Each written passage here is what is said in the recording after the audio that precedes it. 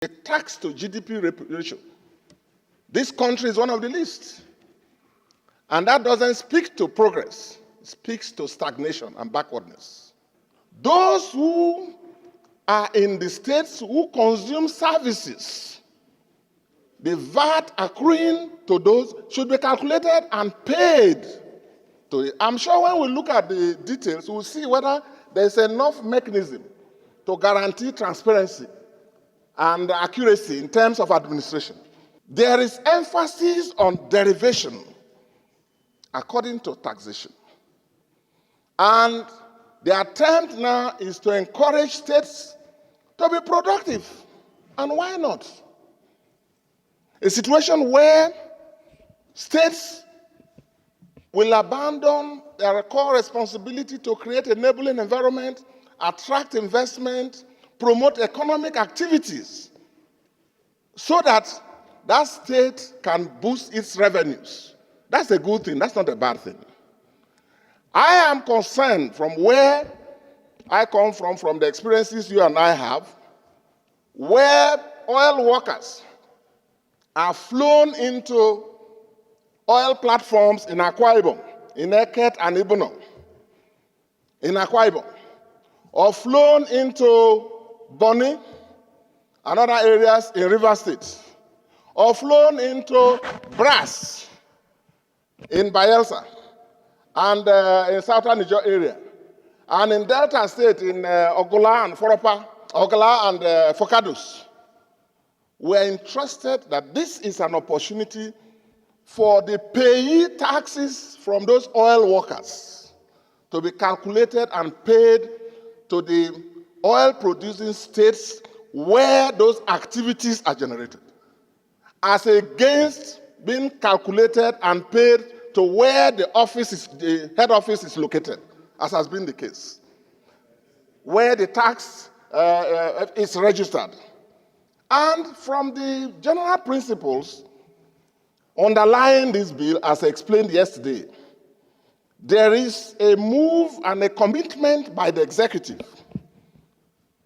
to address that issue of revenue derivation, to ensure that payee taxes, even for the oil workers that are flown in and flown out every day other than work, or 2 days, be calculated and paid. If that is done, I think that is a good move that should be supported. The other area in VAT, according to derivation, when we get to the committee stage, we'll look at the specific details. But there's nothing wrong in saying that the telephone calls that are made in Bayelsa or Akwa Ibom or Sokoto or Kano, the VAT on those things that are consumed be calculated and paid to those states. And we are told that that is the essence of these bills. And there's nothing wrong about it. Because VAT is a consumption tax. It's not a production tax.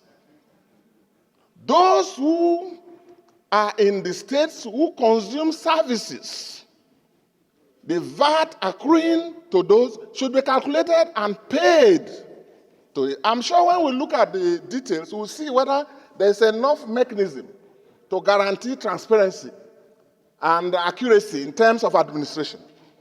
Those are some of the things we'll fine-tune. So, Mr. President, this is a good move, and there is an effort also to reduce the burden of taxation on Nigerians. Corporate taxes by the proposal. If you read the bills, there's a proposal to reduce corporate taxes from next year, reducing it from the 30% that it is currently to 25%. We don't have an economy that is taxation-based and taxation-driven. It's an economy that is sometimes difficult to track, sometimes difficult to predict, and that's not the best for us. In our system, if you look at the tax ratio, even in African countries, our tax reliance is just about 7% or even less, 7% of our population compared to the GDP. The tax to GDP ratio. This country is one of the least. And that doesn't speak to progress, it speaks to stagnation and backwardness. Even the African ratio is 15% tax to GDP. And it's understandable because the founding fathers of this country based economies, pre-independence, on taxation. Even taxing cattle, they called it jangale in the north. And people were paying. They could plan the economies. And that was when they did major things in all regions. But all of that changed, Mr. President. The moment oil was discovered in the creeks of the Niger Delta, 1957-58, Nigeria found free money in the creeks of the Niger Delta, and we left taxation, just as we left agriculture and manufacturing. So that's where we are. No, please sit down. If you are traveling from Lagos to Akpabio, all the local government people, the tax collectors will run from the bush and block your car. And then they will ask you whether you have tire permit, whether you have exhaust permit, and they will mention that this is Onyangwe local government of Edo. As soon as you pass there, you get towards Onitsha, they will block you again and ask you for the same thing.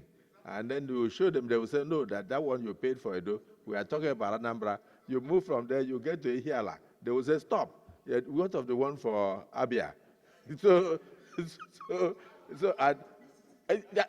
Multiplicity.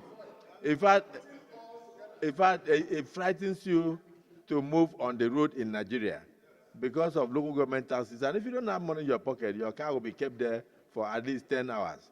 So if the bills or any section will also address these issues of multiplicity of taxes, I think it's something that we should all look at.